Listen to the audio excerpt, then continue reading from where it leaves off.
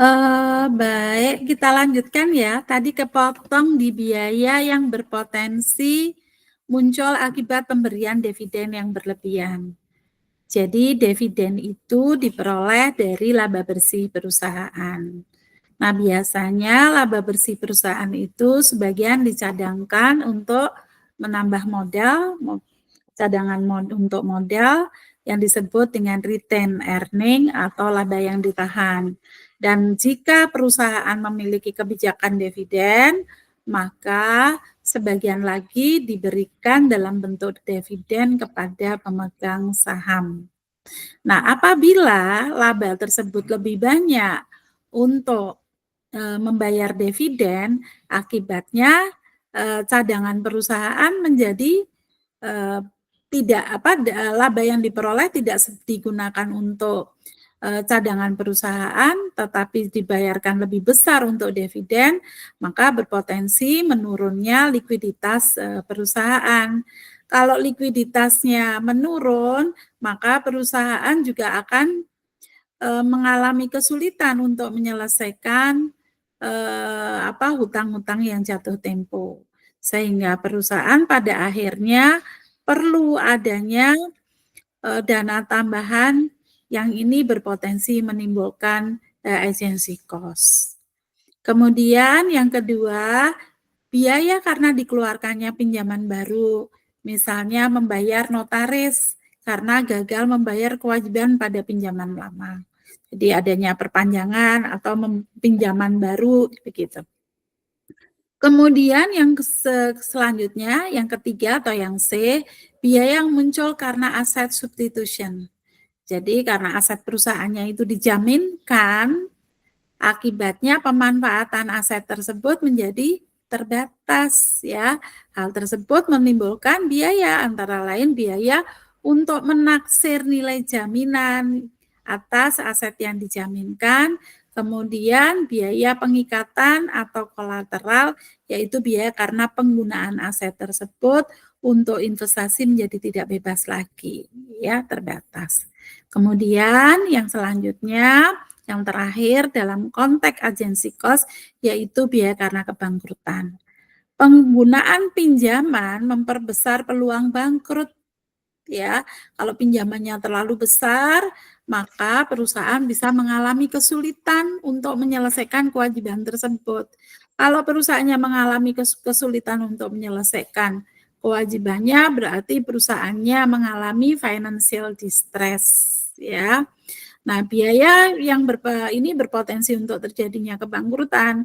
Biaya yang muncul akibat bangkrut antara lain perusahaan juga harus menyiapkan pesangon untuk karyawannya yang akan di PHK, kemudian juga biaya yang dikeluarkan untuk pengurusan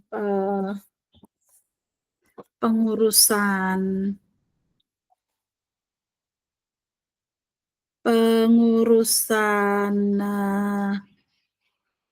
pengadilan ya yang merupakan litigation cost ya. Oke.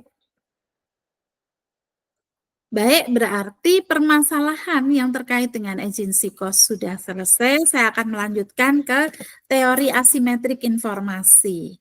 Nah, pengertian perbedaan asimetrik informasi itu ada informasi yang tidak simetris, yaitu perbedaan informasi yang didapat oleh satu pihak dan pihak lain itu tidak sama atau berbeda. Nah, awal teori membahas tentang asimetrik ini antara pembeli versus penjual yang disampaikan dalam artikelnya Akerlof.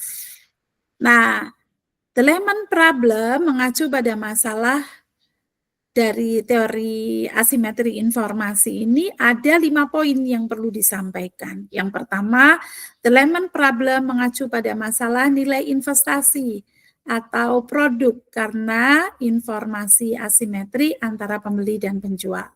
Ya, jadi ini yang disebut dengan Lehman problem.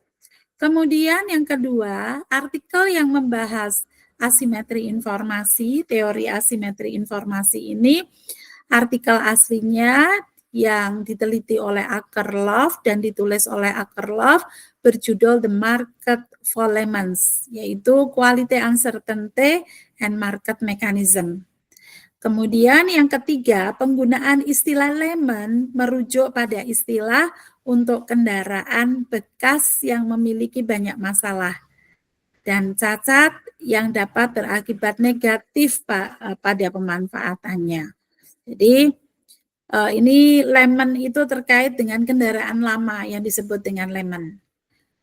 Kemudian pada teori ini yang keempat, itu dinyatakan bahwa penjual memiliki lebih banyak informasi nilai sebenarnya dari kendaraan daripada pembeli, karena kendaraan lama sudah digunakan dan sebagainya. Nah, mengakibatkan pembeli tidak mau membayar lebih dari harga rata-rata mobil bekas tentunya, meskipun kualitas premium. Nah, ini dapat menguntungkan penjual jika mobil itu lemon, mobilnya mobil bekas, rusak, cacat, ya, dan dapat merugikan jika mobil itu kualitasnya baik. Kalau kualitasnya baik dinilai seperti harga rata-rata mobil bekas, maka si penjual akan mengalami kerugian dan berlaku sebaliknya. Nah, yang kelima, asimetri informasi ini dapat juga terjadi pada pasar komoditas, yaitu pasar barang, maupun di pasar modal. Asimetri informasi menurut Pramudio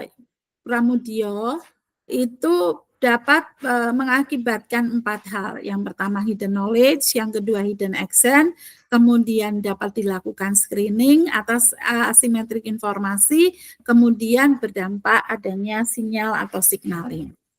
Nah, asimetri informasi itu kalau dalam bentuk hidden knowledge, yaitu ada pengetahuan yang disembunyikan. Artinya apa? Artinya ada satu pihak orang yang punya informasi yang lebih dibanding dengan pihak lain. Nah, akibatnya ini memunculkan adverse selection.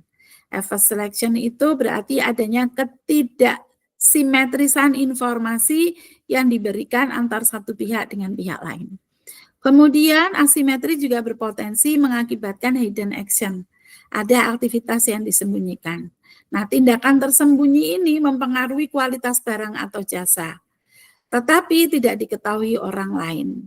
Nah, hidden action itu biasanya berpotensi menimbulkan moral hazard, karena orang sampai melakukan tindakan-tindakan manipulatif yang orang lain tidak mengetahui.